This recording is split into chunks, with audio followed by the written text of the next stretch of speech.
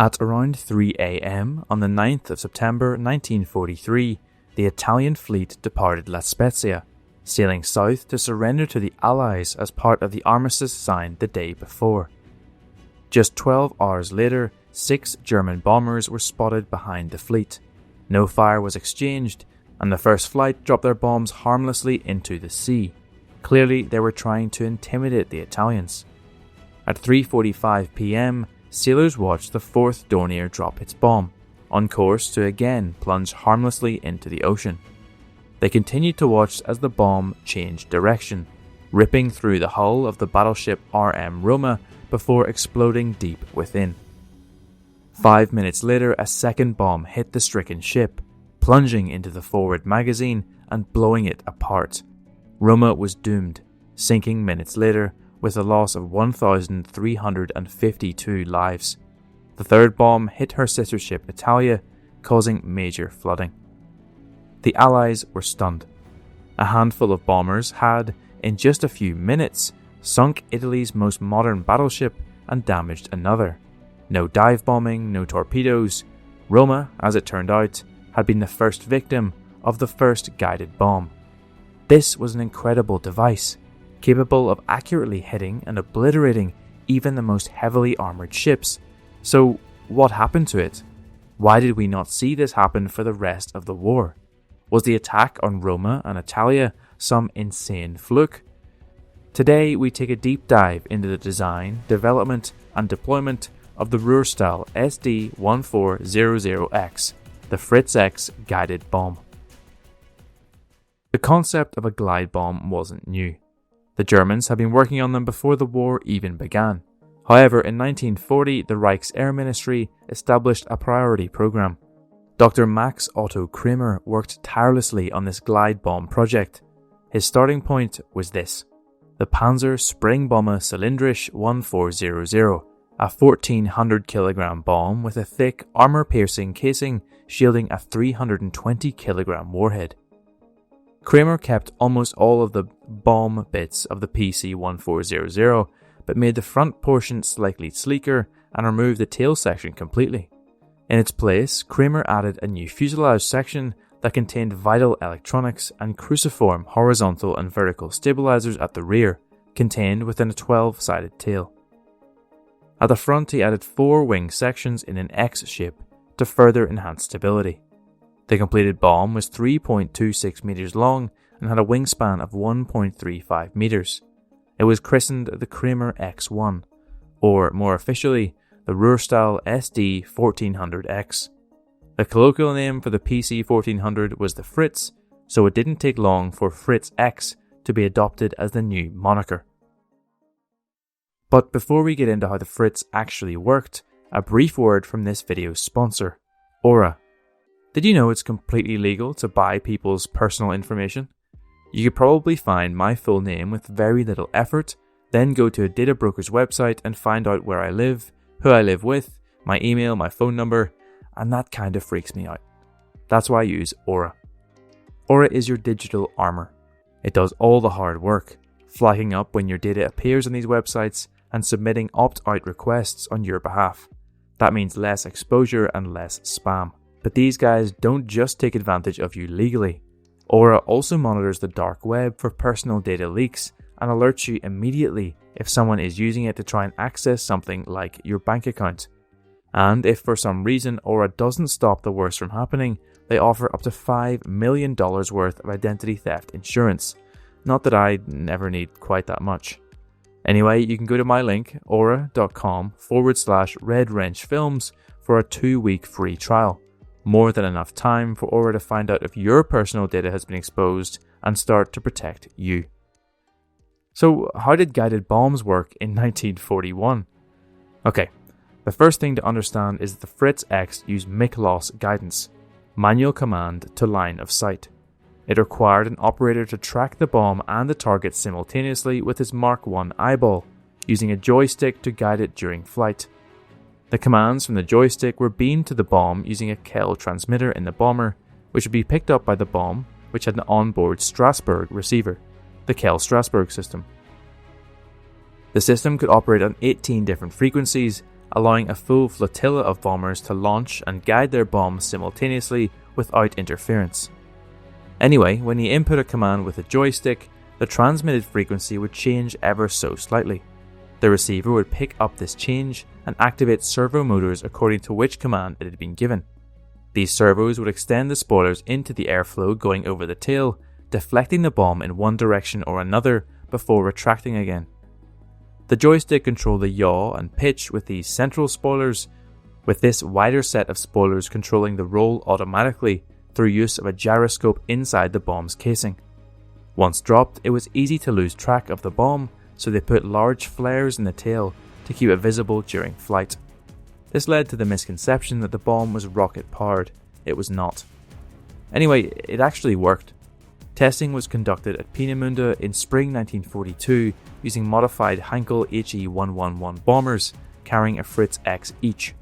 The bombs would be dropped from high altitude, typically around 6,000 meters, but as low as 4,000, with a typical descent of around 40 seconds before hitting, or missing, the target. By the time it reached the ground, the 1,500 kilogram bomb could be going as fast as 260 meters a second, nearly 1,000 kilometers an hour. Woof. Of the 100 Fritz-X drops at Peenemünde, 49 hit their target, boasting a circular error probability of just 5 meters. This is a pretty huge success at a time where so-called precision bombing had an accuracy of around 5% on a good day. Kramer's Fritz-X had proven that, at least on the test range, it worked well, and the crafty Germans ordered 1,000 of them, with plans already in place to increase production to 300 bombs a month. Good luck invading Europe now, Allies. Well, we know it didn't end like that. The invasion fleet off Normandy was not, in fact, decimated by Fritz-X guided bombs. But in September 1943, it certainly looked as if that could be the case. The men of Gruppe 3 Kampfgeschwader 100 Viking were the only unit that ever flew with the Fritz-X, slung under modified Dornier 217 K2s that had been specially adapted for the role. Compared to regular 217s, the K2 had a large domed front for enhanced visibility, extended wings to operate at higher altitudes, and a heater to stop the transmitter from freezing. With the bombs, aircraft and crews all in place, it was time to test the weapon in combat. Roma was sunk on the 9th of September, but this was not the first use of the Fritz-X. In fact, the first combat mission was flown nearly 2 months earlier, on the 21st of July, against Allied shipping in Sicily. 3 drops, all misses. 2 days later, they tried again in Syracuse, again missing their targets. On the 1st of August, 4 Dorniers of KG-100 were part of a larger raid on Palermo, a target-rich environment. No hits.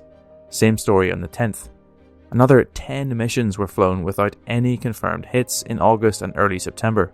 It's difficult to tell that you're being targeted by guided weapons if they keep missing. Bang! 9th of September, 3 hits out of 6 bombs. Roma's sunk and Italia damaged. Finally. 2 days later, they took off again, targeting the Allied fleet supporting the landings at Palermo. 2 bombs narrowly missed the sloop Flores, damaging her significantly. A bomb from the second wave just missed the cruiser USS Philadelphia before another struck her sister ship USS Savannah, piercing her number 3 turret, smashing through 3 decks and detonating deep inside the ship, killing the entire turret crew instantly and blowing a huge hole in her side. Savannah would miraculously survive the ordeal after hours of damage control efforts and limped for Malta, but 197 of her crew were lost in the attack.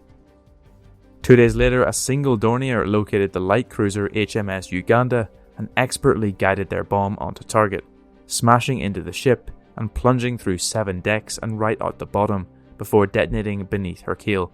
Uganda survived but was out of action for well over a year. On the 16th, 2 British battleships were spotted, a perfect target for a Fritz-X. Warspite and Valiant had arrived the day before to provide support for the landings with their 15-inch guns. Lookouts aboard Warspite soon spotted 3 high-flying bombers above them. They looked like 3 very white mushrooms as they turned vertically down and dived for the ship at great speed. Those were not bombers, or mushrooms for that matter.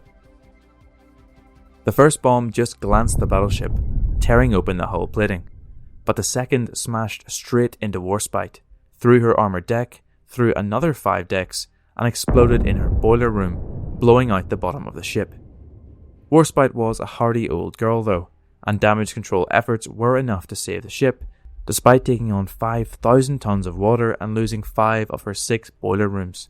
She'd returned to service in time to pummel Normandy less than a year later. Roma, Italia, Flores, Savannah, Uganda, Warspite, sunk or heavily damaged. But let's look at the losses of Group 3 over the same time period. In July, around 10% of aircraft and crews were lost for 0 hits. In August, 35% of their aircraft were lost for 0 hits. In September, 6 hits and 4 near misses, at the cost of 60% of the Wing's combat aircraft. The Fritz-X didn't play a major part in the rest of the war for a few reasons. First and foremost, it was a near suicide mission. Allied air power was already suffocating the Luftwaffe, and flying a bomber slowly in a straight line through withering AA fire was pretty hopeless even if you managed to get through the fighter screen. The high attrition rate of these specially adapted bombers meant there was a real shortage of aircraft as well as trained crews. Second, since the bomb was a line-of-sight weapon, it meant it couldn't be used at all if there was any cloud cover between you and your target. The bombers had to fly at least 4,000 meters up to ensure there was enough time to wrestle the Fritz-X onto targets, and the chance of 4,000 meters worth of clear skies in Northern Europe was pretty slim. A lot of missions had to be aborted with no bombs dropped at all. Thirdly, and maybe most critically, the Allies were frustratingly smart.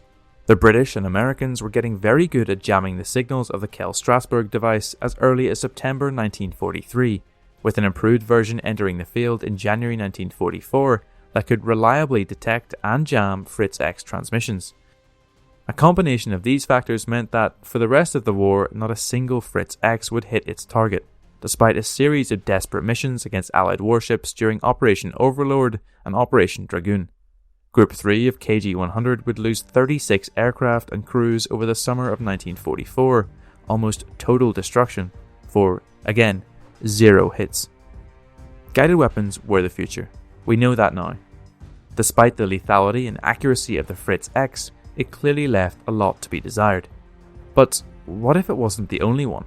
What if, perhaps, there was a sister weapon? Not a guided bomb per se, but an often overlooked anti-shipping missile that was far more successful than the Fritz-X. The HS-293 was one of Nazi Germany's greatest triumphs, sinking Allied warships as early as August 1943. I've covered this fascinating weapon in a separate, equally as fantastic video, outlining its development and deployment and explaining why it performs significantly better than the Fritz. This video is available exclusively on my Patreon, where you can also get the rest of my videos early and ad-free, as well as getting access to the new, exclusive, patron-only Discord server. It helps support the channel for as little as $3 a month. And it's good, I promise. But if you prefer to keep everything on YouTube, that's okay too. Just make sure you like the video and subscribe to catch the next one. I'll see you then.